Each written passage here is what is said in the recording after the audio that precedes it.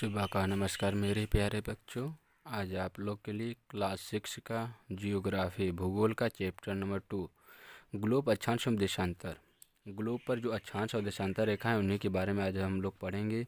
इसमें देखिए, आप पिछले कक्षा में पढ़ चुके हैं कि हमारी पृथ्वी गोलाकार नहीं है। यह उत्तर एवं दक्षिण ध्रुवों पर थोड़ी चपटी और ग्लोब पर ध्रुवें कितनी होती हैं? 2। ये ऊपर वाले को क्या बोला जाता है? उत्तरी ध्रुव, और नीचे वाले को दक्षिणी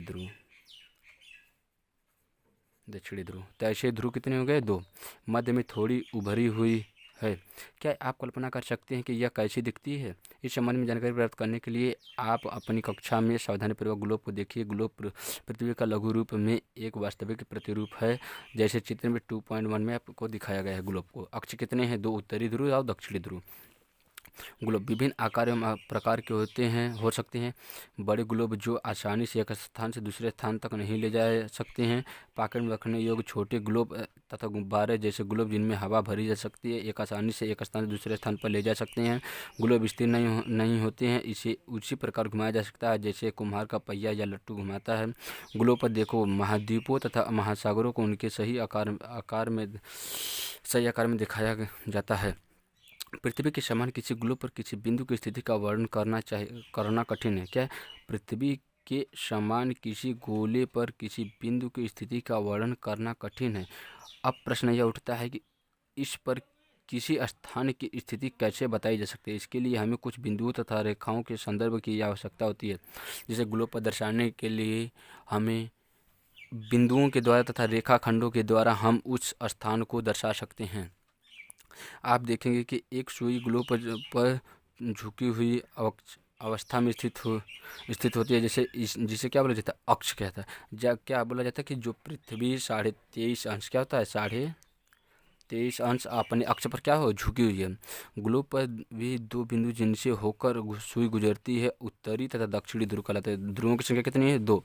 ग्लोब को इस सुई के चारों ओर पृथ्वी की भांति पश्चिम से पूर्व की ओर घुमाया जा सकता है। क्या है? ग्लोब को किस दिशा में? पश्चिम से पूर्व की ओर। तो हमारे पृथ्वी जो घूमती है वो किधर से घूमती है?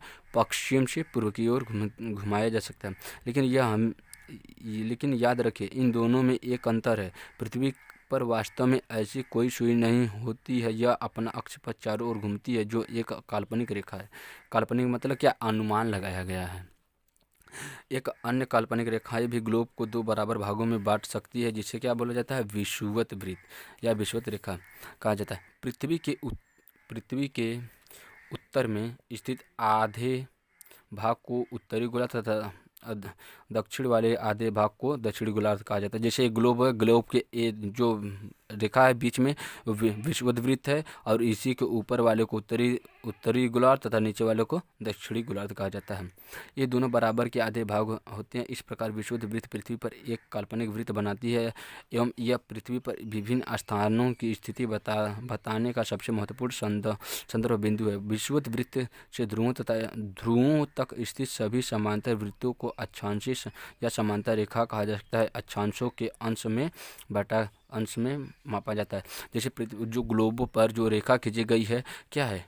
ये पूर्व से पश्चिम नहीं, ये पश्चिम पूर्व से पश्चिम, ये हो गया पूर्व से पश्चिम की ओर खींची गई।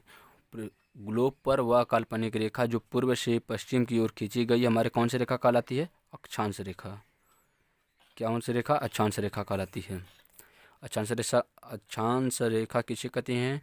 ग्लोब पर खींची गई वह काल्पनिक रेखा है जो पूर्व से पश्चिम की ओर खींची गई है। हमारा कौन सा रेखा कहलाती है? अक्षांश रेखा कहलाती है। अक्षांश रेखाओं की संख्या कितनी होती है? 180 होती है। और विषुवत रेखा को उसी में जोड़ लेते तो 181 होती है। अब देखिए, विषुवत वृत्त शून्य अंश अक्षांश को दर्शाती है। चूँकि विषुवत वृत्त से दोनों तरफ ध्रुवों के बीच की दूरी पृथ्वी के चारों ओर के वृत्त का 1/4 है, अतः इसका माप होगा 360 अंश 1/4 यानी 90 अंश। इस प्रकार 90 अंश उत्तरी अक्षांश तथा उत्तरी अक्षांश तथा उत्तरी ध्रुवों को दर्शाता है। 90 अंश दक्षिणी अक्षांश तथा दक्षिणी ध्रुव को दर्शाता है। इस प्रकार विषुवत वृत्त के उत्तर की सभी समांतर रेखाओं को उत्तरी अक्षांश कहा जा सकता है। क्या विषुवत वृत्त के उत्तर के सभी समांतर रेखाओं को क्या बोला जाता है? उत्तरी अक्षांश कहा जाता है। तथा विषुवत वृत्त के दक्षिण की स्थिति को सभी समांतर रेखाओं को दक्षिणी अक्षांश कहा जाता है। मतलब ये जो विषुवत रेखा है ऊपर वाले को सभी क्या बोला जाता है? उत्तरी अक्षांश, और नीचे वाले को दक्षिणी अक्षांश कहा जाता है। इसलिए प्रत्येक अक्षांश के मान के साथ उनकी दिशा यानी उत्तर या दक्षिण को भी लिखा जा सकता है। समांतर रूप से उत्तर या दक्षिण अक्षर से व्यक्त किया जा सकता है। उदाहरण के लिए महाराष्ट्र में चंद्रपुर एवं ब्राज़ील, दक्षिण अमेरिका में बेलो होरिजोंटो दोनों एक ही अक्षांश 20 अंशों पर स्थित है, लेकिन चंद्रपुर विषुवत वृत्त के 20 अंश उत्तर में एवं बेलो होरिजेंटो विषुवत वृत्त के 20 अंश दक्षिण में स्थित है। इसलिए हम कह सकते हैं कि चंद्रपुर 20 अंश उत्तरी अक्षांश पर तथा बेलो होरिजोंटो 20 अंश दक्षिण अक्षांश पर स्थित है। चित्र 2.2 से स्पष्ट है कि जैसे हम विषुवत वृत्त से दूर जाते हैं अक्षांशों का आकार घटाता जा सकता है। जैसे कि 2.2 में बताया गया है कि अगर जैसे यहाँ पर हमारा ये भारत है, यहाँ पर लंदन है, तो क्या बोला जाता है कि ये जो अक्षांश रेखा है उत्तरी रेखा है कि इसको अगर देखा जाएगा तो हमारे कितने पर आ रहा है? 20 पर आ रहा है ये दोनों हमारा। इसलिए हम कह सकते हैं कि ये जो उत्तरी और दक्षिणी ध्रुवों में ग्लोब पर बांटा गया है। इसके आगे का भाग आपको अगले वीडियो में प्रोवाइड किया जाएगा। धन्यवाद।